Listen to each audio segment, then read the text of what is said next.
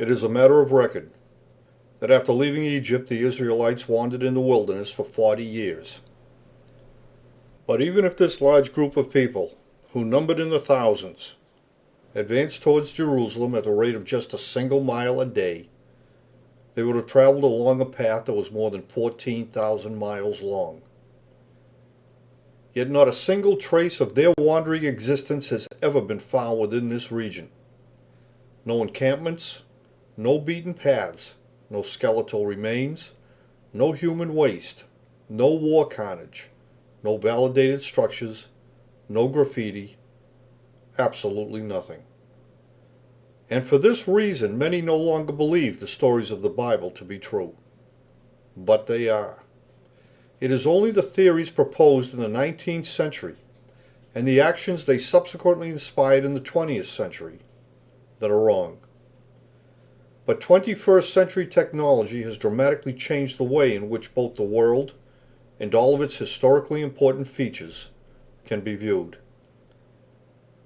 To put this same 14,000-mile distance into yet another real-world perspective, the people of Israel, traveling just by land alone, and at the same incredibly slow rate of just a single mile per day, could have easily traveled between the most southerly pyramid fields of Meroe and the most northerly pyramid fields of Giza, more than 10 separate times. And even today, despite nearly a century of aggressive attempts to do so, no proven, untainted, or infallible evidence yet exists, which confirms the declarations made by those untrained men in the 19th century as to the location of either the Exodus route, Mount Sinai, Mount Zion, or any other critical point of interest to be either true, accurate, or precise in accordance with the Judaic record. And in the absence of tangible evidence, only theories and untruths remain. And when untruths are spoken often enough, the unsuspecting eventually believe them to be true. In accordance with the Judaic record, and as evidenced by the physical and the historical elements of that era, this is the real-world story of Palestine, including how and where the water of the Red Sea parted. This is the Red Sea. It is an intensely hot, waterless, and unforgiving tract of desert, whose aptly called name has existed since ancient times. Noah departed his island home just before it disappeared under the waves in a cataclysmic event, more popularly known today as the Great World Flood. For 150 days he and his sons drifted along on the ocean currents before their ship made landfall at a towering pinnacle of stone known as Ararat, located in the land of Shinar. And in time, these few mariners eventually moved inland along the nearby riverway. But because the sons of Noah began to argue amongst themselves, Noah, who is the world's most well-known mariner and astronomer, divided the earth into 3 parts. And he did so by measuring from a very particular and most unique celestial line, as defined by the major standstill positions of the moon. Using the moon, which is Earth's only satellite of navigational importance, and by employing the ancient navigational techniques based upon equal altitude circles of position and lunar distances, a skilled mariner, such as Noah, can easily locate any place on the Earth's surface with great accuracy, which is the reason how and why the Judaic community ultimately came to use the ever-changing cycles of the moon as the primary means by which they determined both time and longitude. Noah then gave each of his 3 sons the instruction to go and to live only within the boundaries that he had assigned to them. Japheth received certain lands situated in the northern section, which were largely cold, while Ham received certain lands in the southern section, which were largely hot. But Shem, on the other hand, received land located in the most desired section of all, since this land was more temperate in nature. But just as importantly, it also lay directly beneath the mariners' primary navigational baseline, which had been devised long before their own time by Enoch, their maritime ancestor, a world traveler, and a man of genius.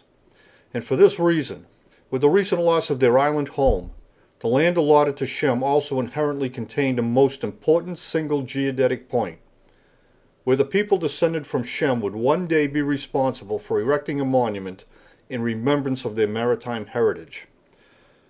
A structure that would serve as a lasting memorial to those who had been lost beneath the waves of their former island home, simply because men had argued amongst themselves.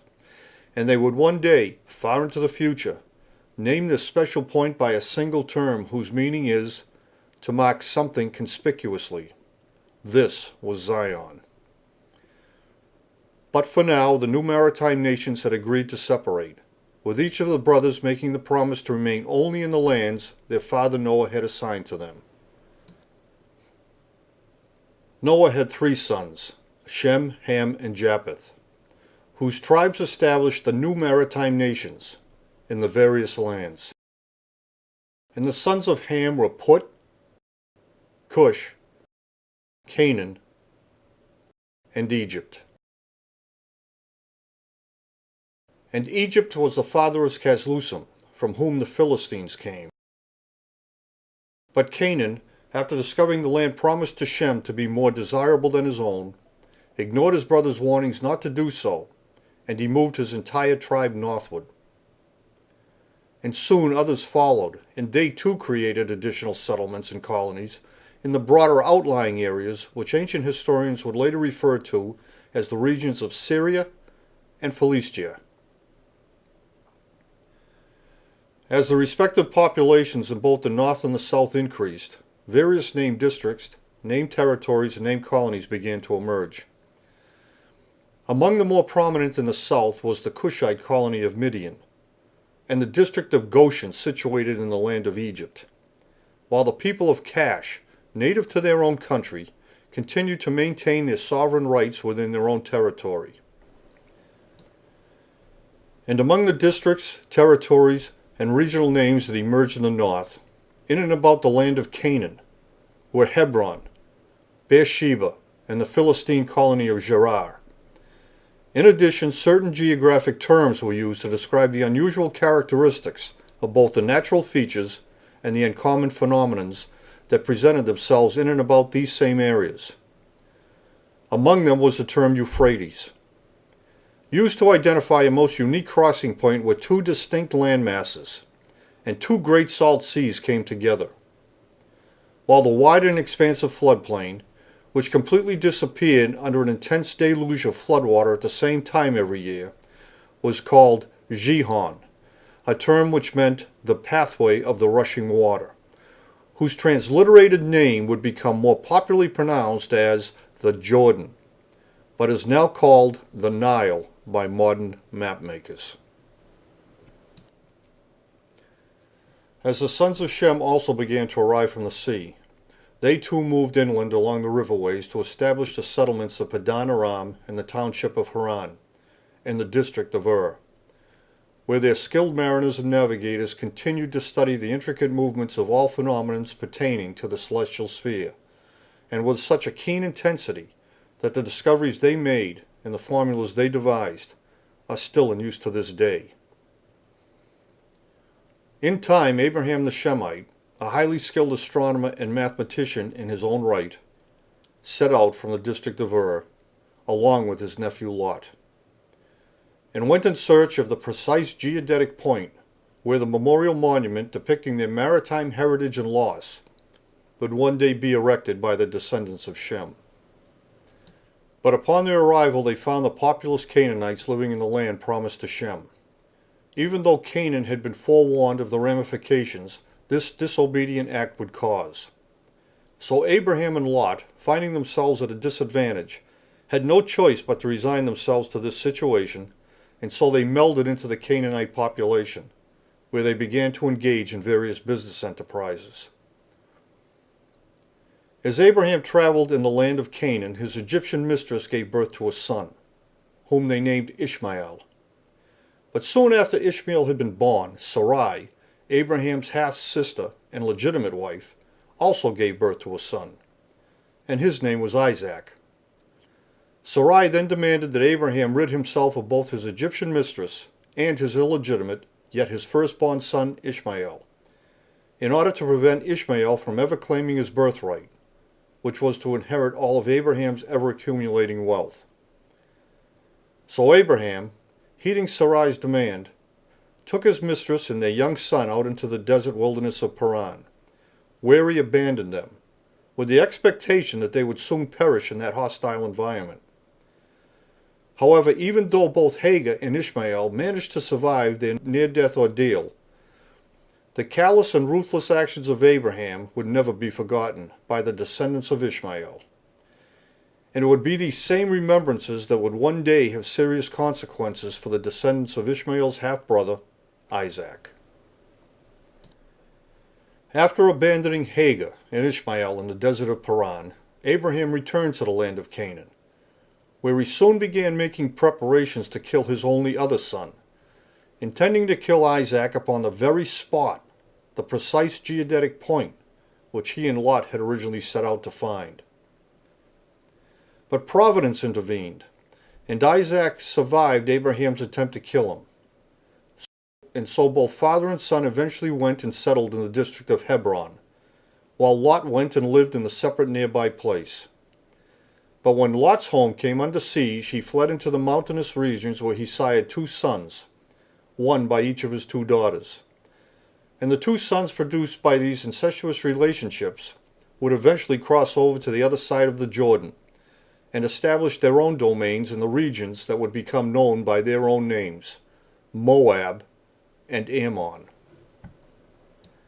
When Abraham died, Isaac did indeed inherit all of his father's wealth, with none being left to his half-brother Ishmael. Soon after Isaac had inherited all of Abraham's fortune, Isaac's cousin and wife Rebekah gave birth to twin boys. The first to be born was named Esau, and the second was named Jacob. But when Isaac was nearing the end of his own life, Jacob conspired with his mother Rebekah, and together they deceived Isaac, who was now aged and visually impaired, into believing he was passing his fortune on to Esau. But instead, because he had been deceived, Isaac swore an irrevocable oath and gave his fortune away not to Esau, the firstborn son, but instead he left it all to Jacob. When Esau discovered how he had been swindled out of his rightful inheritance, he became infuriated, and Jacob, fearing for his life, fled to live with his mother's family in the district of Ur. After Jacob's abrupt departure, Esau, whose nickname was Edom, having been swindled out of his rightful inheritance, also departed from the land of Canaan. And along with his Canaanite wives and his extended family members, he went on to establish his own domain in the land situated across the river from Paran, that would become known as the land of Edom. However, the injustice of Jacob's deception and the mistrust it had caused would never be forgotten by the people of Edom, and it would be this remembrance that would one day have dire consequences for the bloodline of all of Jacob's descendants. So Jacob remained in hiding for many years until a dispute with his uncle over his level of compensation caused him to secretly flee from the district of Ur, taking with him his entire family as well as a portion of his uncle's wealth. But as Jacob was journeying back to the land of Canaan from the scholarly district of Ur, he encountered a being of unusual intelligence who posed various questions that Jacob wrestled with throughout the night.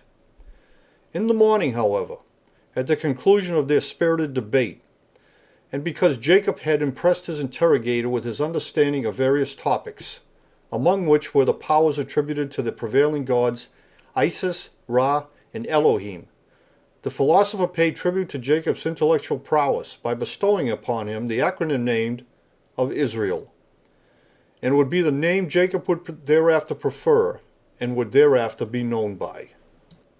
So Israel returned to the land of Canaan with his large family, which now consisted of 12 sons, 6 by his wife Leah, 2 sons by his sister-in-law Rachel, while also siring 2 sons with Leah's maid and 2 sons by Rachel's maid, 12 sons of different mothers.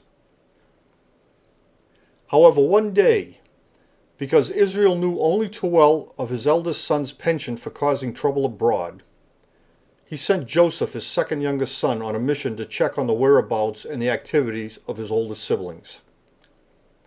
When his older brothers saw young Joseph coming toward them, and having already developed an intense dislike of him, in part because their father Israel favored him the most of all his sons, they conspired with one another to do Joseph some type of harm.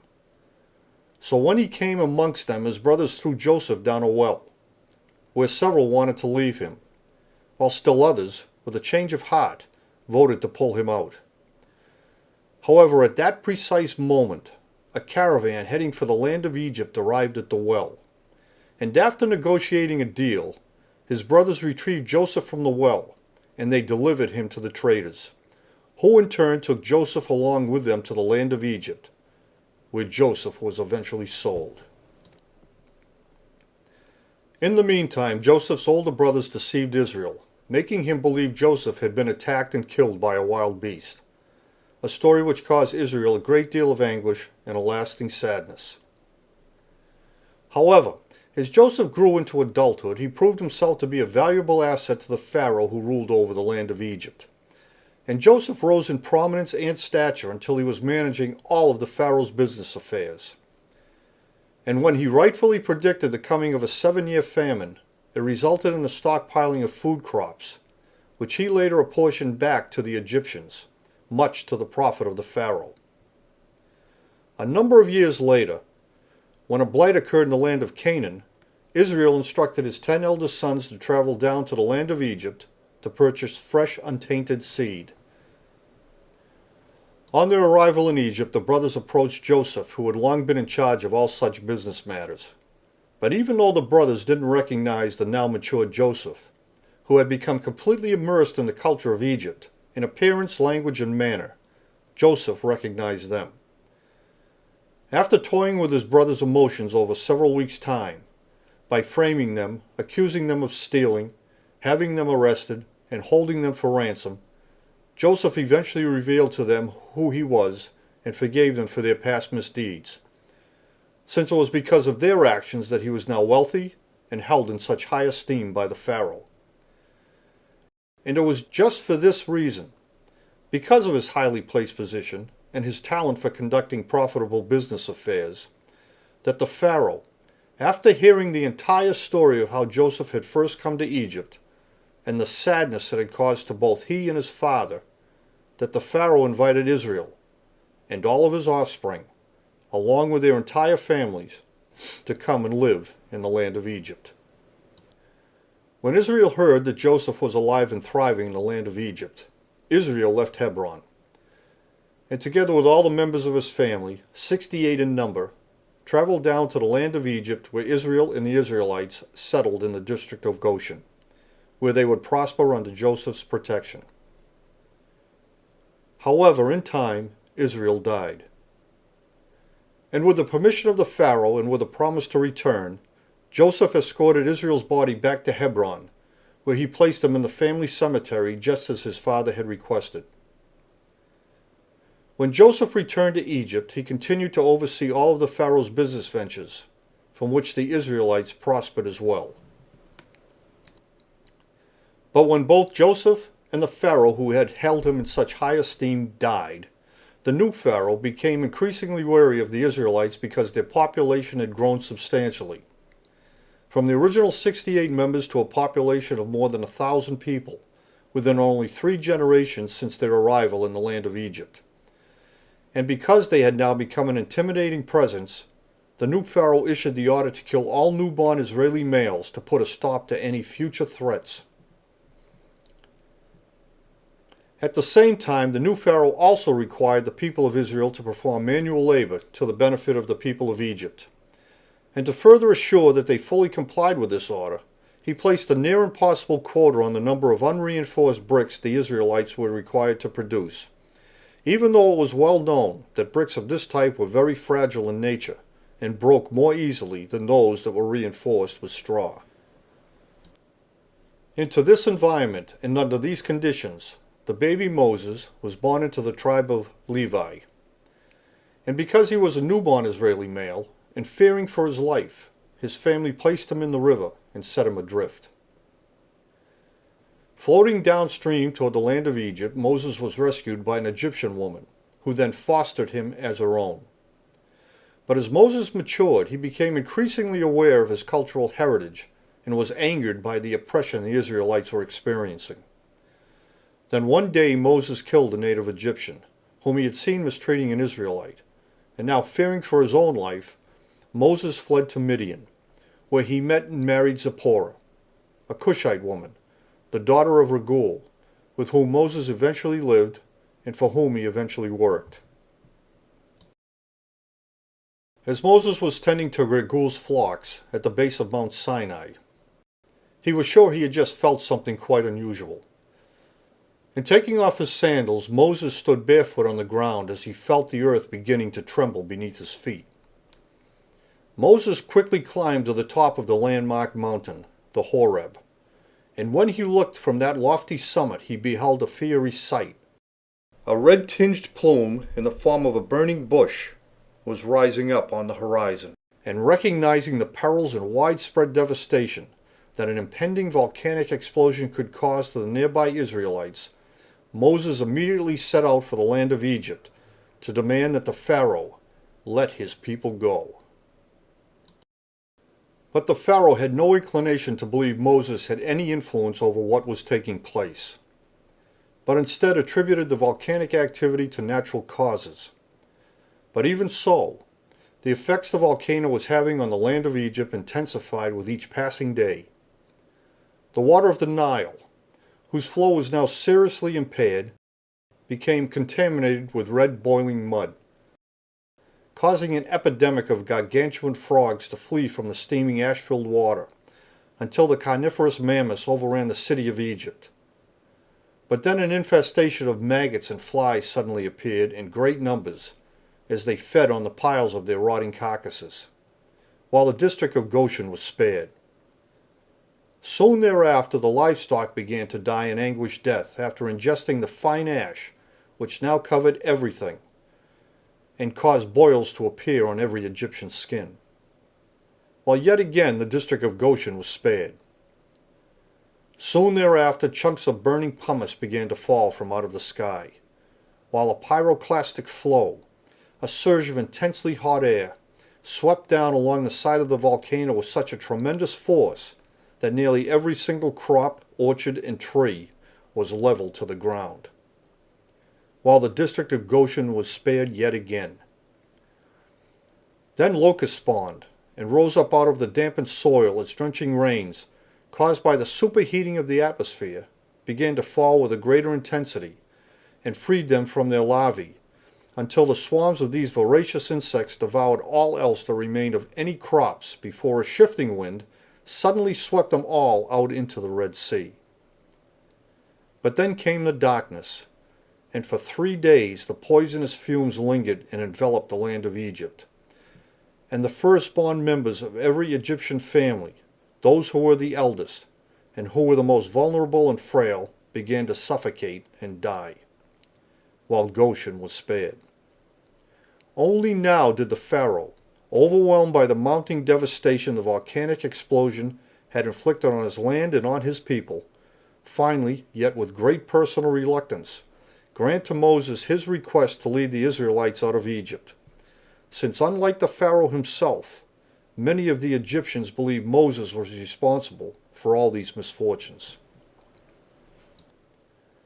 Moses, along with his brother Aaron, immediately returned to Goshen, and as the Israelites made their hasty preparations to depart from the land of Egypt, the Philistines, who themselves had moved southward to escape the devastating effects of the erupting volcano, and who had also heard the news of the Israelites' impending departure, saw the bustling activity suddenly taking place across the river in the district of Goshen, and formed a defensive line along the banks of the river to prevent the Israelites from passing through their already stressed territory, since this was the shortest route to Midian.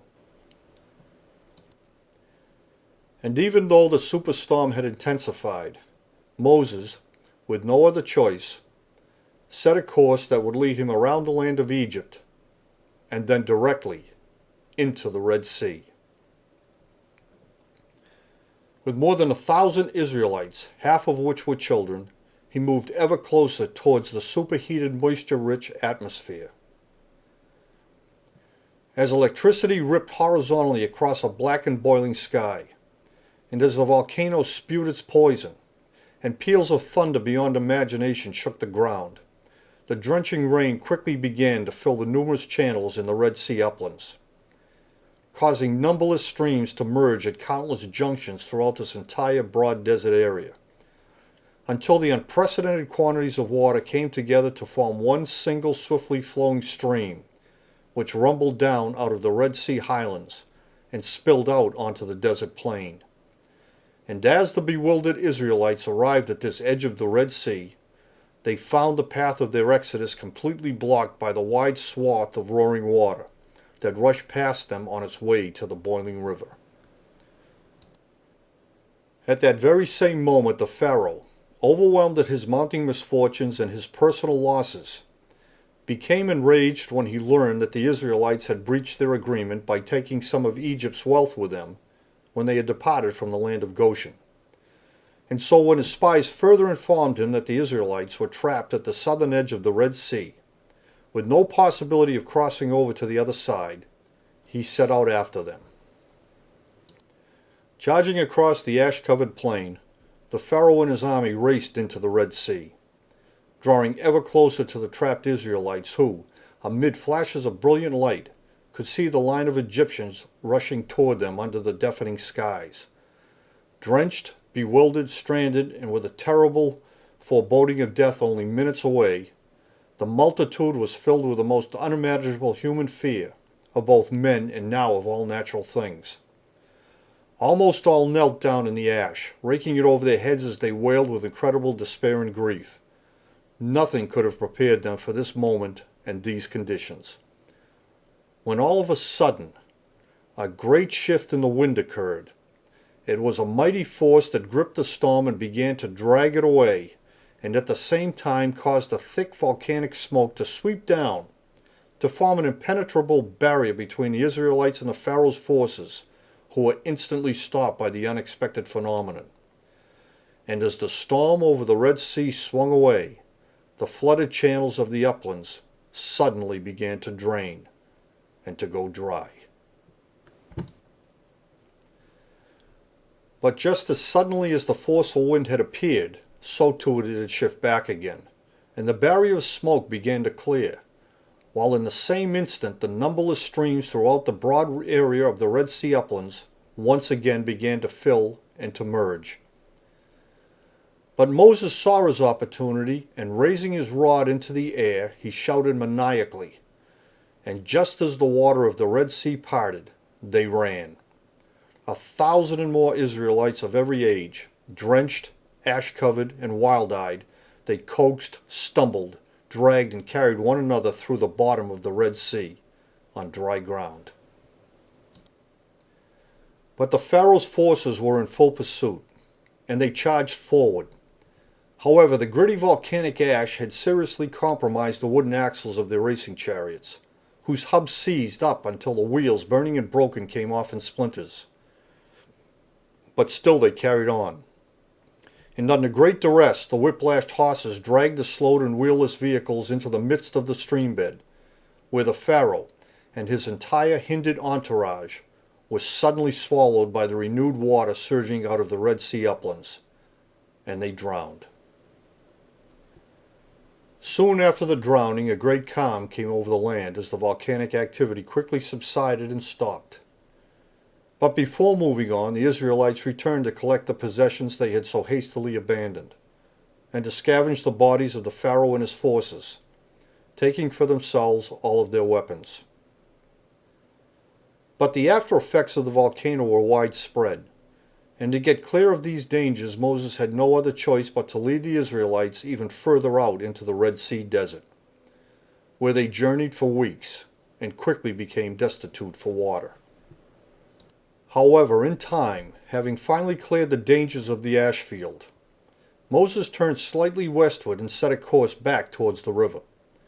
In the meantime, with the Israelites gone and the volcanic activity now subsided, the Philistine army began withdrawing their defensive forces in the south. But as the Israelites drew nearer to the river, they were confronted by the gold-rich Amalekites, who were determined not to let the large multitude of Israelites pass through their territory. But the Israelites, using the weapons they had scavenged from the Pharaoh's drowned army, were able to win the ensuing skirmish before resuming their journey northward along the river, and directly toward the overland trail where highly prized water wells of very limited yields had been dug at great human expense all along its entire course.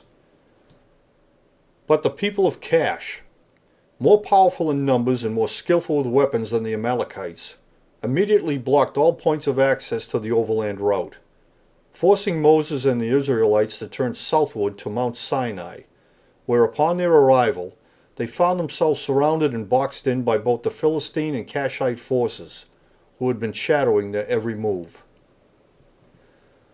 Moses and the Israelites reached Mount Sinai 90 days after leaving Goshen. But shortly after their arrival, Moses found himself constantly contending with the endless domestic disputes which erupted among the vociferous Israelites, whom he found to be both unruly and uncooperative. As a result, he retreated to the top of Mount Sinai and ultimately, based upon the most common disputes he had contended with, he delivered the laws which the Israelites were to abide by if Moses had any hope of ever moving the squabbling tribes forward to the Promised Land.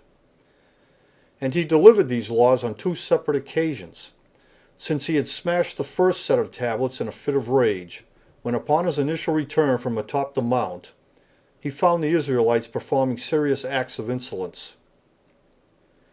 However, in time, Moses did deliver the laws, which are more popularly known today as the 10 Commandments. And to further develop a sense of solidarity and unity among the conflicted tribes, he devised yet another means to put their pent-up energies to a greater use, by bringing the tribes together in a common cause, to build and furnish a tabernacle, whose ruins are still there today. And as part of this comprehensive plan to maintain their newfound sense of solidarity once they were again underway, Moses devised yet another plan, and so he commissioned the creation of a special container into which the tablets of the 10 Commandments would be placed. This portable container would always be carried in the open for everyone to see, and would serve as a visual reminder of their collective pledge to maintain their newfound solidarity once their quest to reach the Promised Land had resumed. And so this special container, of unique design, the symbol of their collective pledge, became known as the Ark of the Covenant. After Moses had negotiated a structured departure from Mount Sinai, the Israelites set out in stages to eliminate any perceived risks to the neighboring territory. And before the annual floodwaters arrived, they crossed to the opposite side of the Gihon at the earliest cataract, where castellated stones provided a tenuous footbridge and a tethered ferry crossing. As they marched northward, the Israelites struggled against hunger, illness, and epidemic deaths, and at times even thirst. However, they eventually arrived at the milestone point of Harada, where they encamped for a long while as a respite before once again resuming their northward march. But when they arrived at the junction of 2 separate trails, Moses sent out 12 spies with the instruction to determine which was the better route to follow.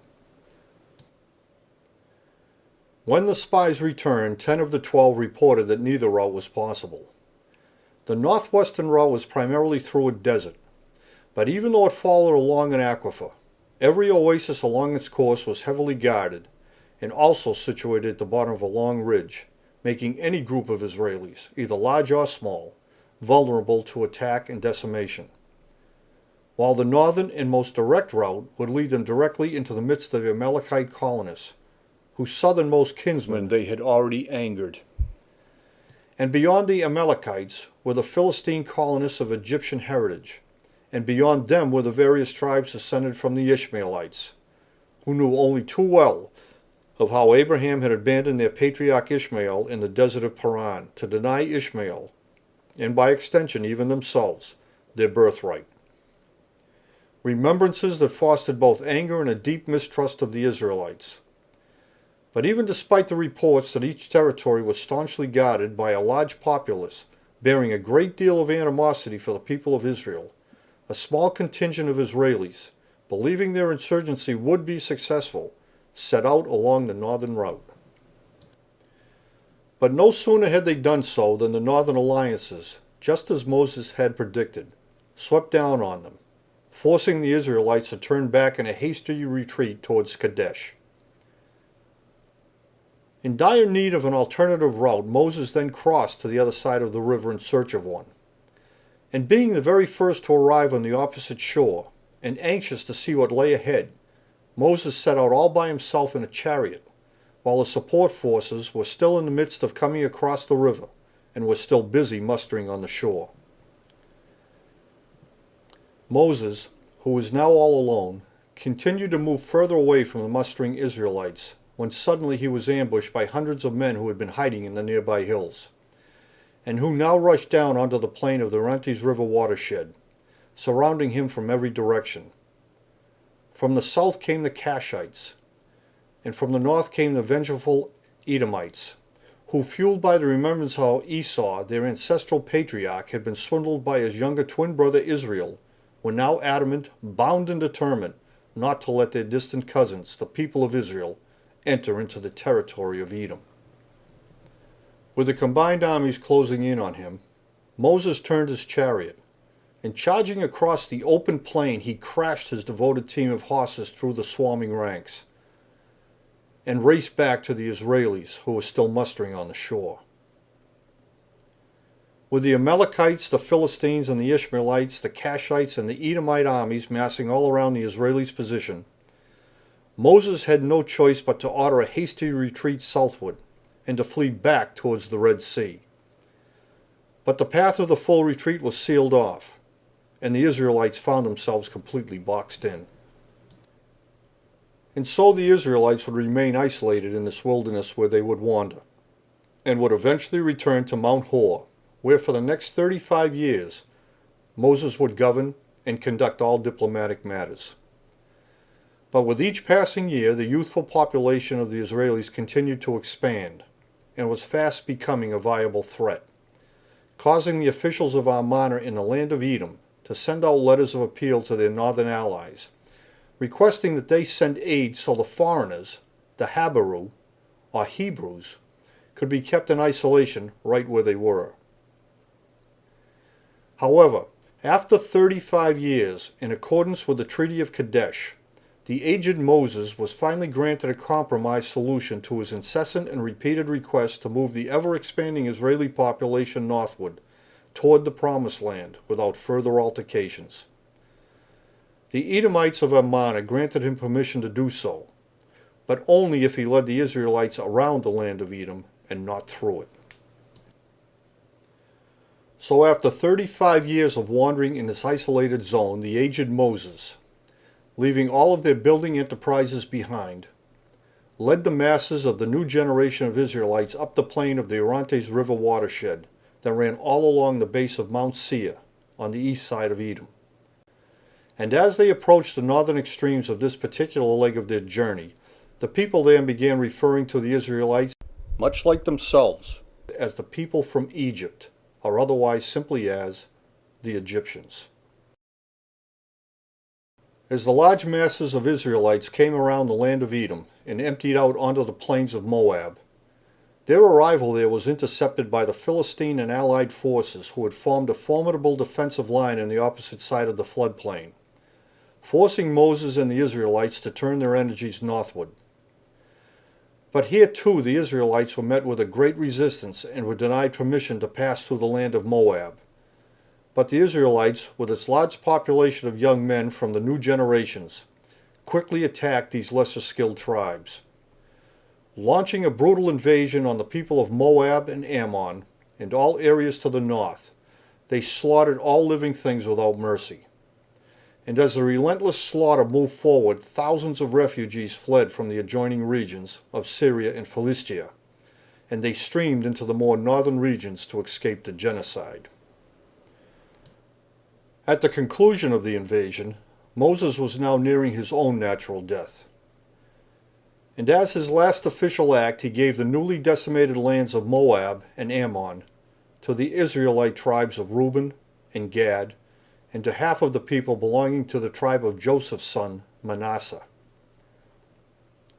But Moses, one of only 3 left from the original group who had departed from the land of Egypt 40 years earlier, and after having traveled more than 2,000 miles under the most extreme conditions, would never set foot in the Promised Land, but would only get to look across and see it for the last time from atop of Pisgah Peak, just before he died.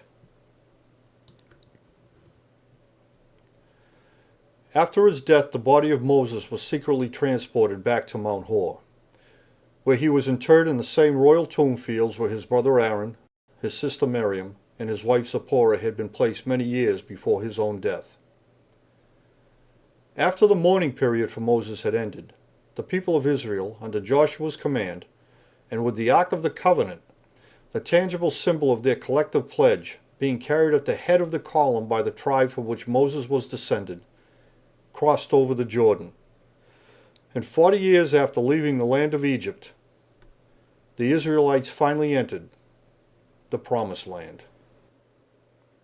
And for many years thereafter, the people of Israel conducted numerous raids throughout the adjacent areas, attacking the Canaanite, Syrian, and Philistine people, who, despite their many letters appealing to the coalition forces based in Ammana to send assistance to help them in repelling the Habarus, they too, just as their counterparts had done before them, fled to points further north to escape the onslaughts, while the more powerful southern alliances, who had elected not to diminish their own resources by sending aid, instead combined them into a single force to establish their own defensive lines to prevent any intrusive actions by the marauding Israelis. But before his death, the aged Joshua, who was now the only survivor of the original group to have left the land of Egypt at the very outset of the Exodus, sent surveyors out to thoroughly map the land and its natural features. Thereafter dividing the entire region into specific areas, districts, and territories, which each tribe to the west of the Jordan River was to make their own by means of their own individual tribal conquests, since the people of Israel had not yet completely overtaken the areas contained within this broad region. But before dividing the large tract of Canaanite land into sections of equal quality amongst the 9.5 tribes who now lived on the west side of the Jordan River, Joshua first combined it with the large parcel which Israel had bequeathed to its 4 sons Judah, to whom Israel had left all his wealth. Having bypassed his oldest son Reuben because he once had intercourse with one of Israel's concubines, and Israel had bypassed his next 2 second oldest sons, Simeon and Levi, because they repulsed Israel with their unabated love for extreme violence, weapons, and injustice, having murdered men and maimed animals just for fun. So it was Judah who inherited his father's wealth and thereafter his patriarchal authority, thus the moniker Jew. Years after Joshua's death, and long after the people of Israel had resigned themselves to a reasonably peaceful coexistence, a man by the name of Samuel came to power, but not as a king, but rather as a prophet. However, the people of Israel became dissatisfied with his temperament and his ability to manage their affairs. So Samuel, much to his chagrin, designated Saul a most unlikely candidate to be the very first king to rule over the people of Israel. But Saul, much to everyone's surprise, proved to be a much better commander than Samuel had ever expected. So in his continuing quest to discredit Saul, and in the hopes of being reinstated in his former role as the man in charge, Samuel chided Saul into attacking the powerful and skillful Amalekites, under the pretense of punishing them for not allowing Moses to pass through their land so many years before. Ultimately, Saul did attack, but he didn't fail as Samuel had hoped, but instead Saul succeeded in destroying the Amalekite nation by driving his forces all the way forward down to Mount Hor, where a stela depicting the first documented name of Israel still exists, which commemorates how the people of Israel triumphed over the people who lived in the land of Canaan. This concise, real-world story is a depiction of the actions, the events, and the route of the Exodus, including how and where the water of the Red Sea parted.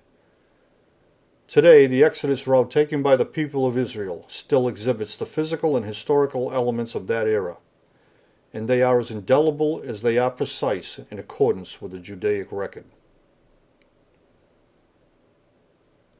However, in retrospect, it was not much more than 100 years ago that the founder of Zionism, in his quest to create a haven for people of Jewish origins, offered these sentiments to his few followers.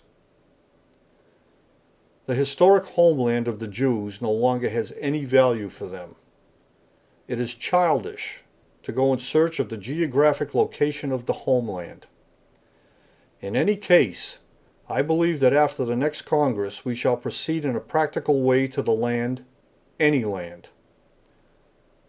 These words were spoken by Theodor Herzl, the founder of modern political Zionism, because the geographical whereabouts of their cultural past were a complete unknown then, just as they still remain today. It is imperative to realize that Theodor Herzl's idea to establish a religiously based haven for the people of the Jewish faith was firmly rejected by the larger majority of those who are also of Jewish heritage, since his ideology stood in stark contrast to the prophecies contained within their own scriptures. The larger majority of the Jewish community contended that by ignoring the scriptures, Herzl was merely promoting his own ideas under false pretenses, with no consideration for the ramifications his actions would cause. It is a contention and a controversy which still exists within the vast realm of the Jewish community to this day, and is yet another footnote to history as to how so few can affect so many. The term Zionism comes from the name given to a very specific mountainous area where the city of David, and subsequently the Temple Monument of Solomon, a single massive structure built of huge stones by hundreds of thousands of men who toiled continuously for several decades, was erected in the land promised to Shem, a son of Noah, their maritime ancestor, and a survivor of the Great World Flood. It was also the site where a second structure of similar characteristics would also be built, but whose lesser height King Herod would later increase by adding a stone cap to its already towering pinnacle. This was Zion. It is based on a term that means to mark something conspicuously, but is now embraced by the larger Jewish community as meaning the world to come. These are their own words.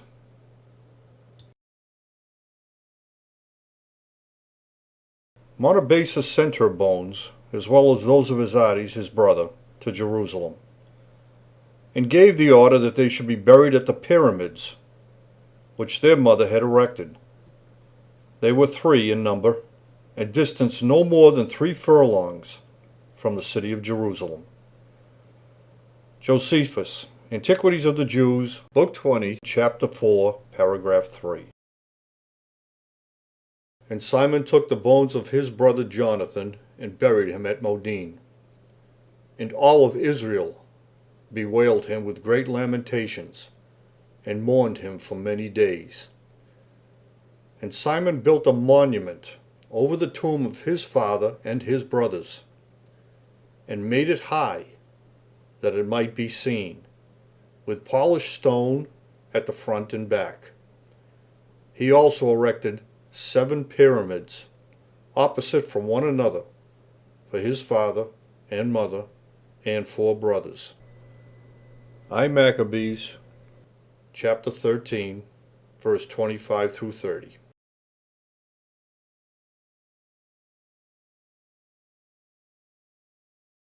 When the chaos finally ends, Jerusalem and the monument will become the world's greatest attraction. International disputes will be settled, and all nations will convert their weapons of war into implements of peace. Then at last, all wars will stop, and all military training will end. For your sons and daughters are coming home to you from distant lands. For I have reserved the ships of many lands, the very best, to bring the sons of Israel home again from far away. Violence will disappear, and all war will stop. And they shall rebuild the ancient ruins and repair the cities long ago destroyed, reviving them though they have lain there for many generations. But Daniel, keep this prophecy a secret, seal it up, for these things will not be understood until the end times, when the knowledge of travel and education has been vastly increased.